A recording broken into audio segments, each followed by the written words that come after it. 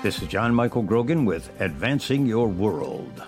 A very funny lady died in 1996. Her name was Irma Bombeck. She was an author of humorous books about living life. Her best remembered book is If Life is a Bowl of Cherries, What Am I Doing in the Pits? Dr. John Michael Grogan is a worldwide best-selling author and speaker. In this podcast, Advancing Your World, Dr. John Michael will help you position yourself for success by achieving greater purpose, significance, and exceptionalism. Now, here's Dr. John Michael Grogan. Many people today are in the pits to the point of burnout. I mentioned in an earlier podcast how burnout can cast a net over us and cause a loss of zeal for living. It skews our perception of life, deflates our energy, and saps our mental strength. Today, I want to share with you the causes of burnout, how to better recognize the warning signs of burnout, how to help yourself, a family member, or friend come through burnout, how to recapture the joie de vivre, the exaltation of spirit, the joy of living, and finally, the fourth step, how to prevent burnout from happening. There's something all of us need to be aware of, especially men if they've watched too many John Wayne movies. The chances are we adopted the Lone Ranger mentality. If it is to be, it is up to me. Real men don't cry, along with other rubbish we were taught as youths. Another reason for burnout is that our accomplishments don't meet our expectations. This can lead to still another cause of burnout. Anthills become mountains. We forget how to eat an elephant one bite at a time. We become overwhelmed by the smallest of tasks. Still another reason for burnout is we can't let someone or something down. Our parents, the church, the team. To be forewarned is to be forearmed, the old saying goes. How do we recognize the warning signs of burnout? Irritability is a prominent sign. Also, overreacting. The most minute incidents set off an atomic emotional explosion. Physical exhaustion and emotional exhaustion are two more warning signs of an approaching dark hole. Then there are decisions being based on feelings. This leads to unpredictability. We become like a loose cannon. We avoid taking risks in order not to fail again. We give up on life. Oh, I'll never be successful again. And sadly, we may even become permanently angry. So how can we help those we love or say a team member at work or church come back from burnout? First, people must have time away from work or other accelerants that brought on the burnout. This is not an option, for burnout does not wear off. This time is not for self-evaluation. The person coming through burnout needs to get involved with a physical exercise program in order to lower blood pressure and pulse rate. We have to recover our physical strength before we can recover our emotional strength. Let me say that again. We have to recover our physical strength before we can recover our emotional strength.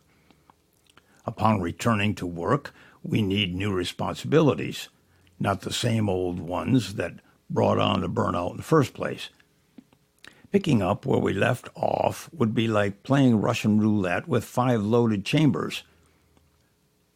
If the company refuses to agree to time off, they love profit and use people. Find another place to work. Your health is more important than what you're earning. Your health is job one. Recovering from burnout, it is necessary to experience quick successes. Otherwise, the old feelings of inadequacy might come back upon us. We must develop a new purpose for life. A forsaken relationship with God might be a good place to start. And he's head of the health department, you know. And also, we must become accountable to someone. This is difficult for many. I'm a man. I can do this. I am woman. Listen to me roar. Nonsense. More rubbish. How to prevent burnout? We're all familiar with the old football truism, the best defense is a good offense. This certainly pertains to our health as well. The best way to contend with burnout is before it overcomes us. We are also familiar with the old saying, you can't take it with you. A wise old Hebrew proverb says, we come into this world with clenched fists. We go out with open hands. You'll never see a hearse towing a U-Haul. Pacing and balance is one of the best defenses against burnout. Balance includes a positive mental attitude, and attitudes are like vegetables. They spoil very quickly. We have to prune our mental garden every day. It's been proven that short, frequent vacations are more therapeutic than infrequent, long vacations. It's amazing how a weekend junket can re-energize our batteries, especially if we work in an intensive, high-pressure environment. The first day of your getaway, you gear down. The second day, you recharge your batteries. By the third day, you're ready to get back in the saddle. Try it. I'm sure you'll find it to be true.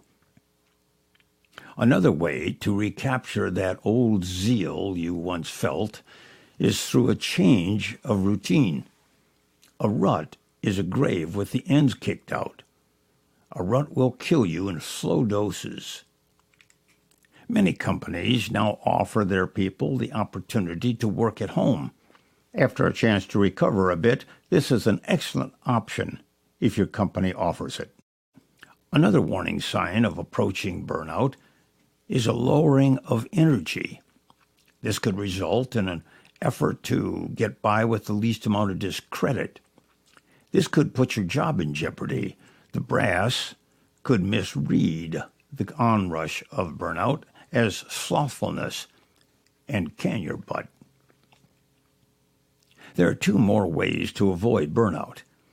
Expand your worldview. It's difficult to give of yourself and stress at the same time. 80% of your results will usually come from 20% of the things you do. Find the 20% things. Focus on them first. And see if it doesn't raise your worth in the company's eyes. The final thing we can do to avoid burnout is to think about a spiritual renewal. Spiritual stagnation inexorably leads to emotional deterioration. Non legitimus carborundum. Until next time, this is John Michael Grogan saying, be strong, be bold, be courageous. Sign up for exclusive access to Dr. Grogan's newsletter, and as an added bonus, you'll receive access to the growth chart that Dr. Grogan talks about in the podcast Majoring in the Majors. Visit johnmgrogan.com and sign up today. That's johnmgrogan.com. And don't forget, subscribe to Advancing Your World on your favorite podcast app.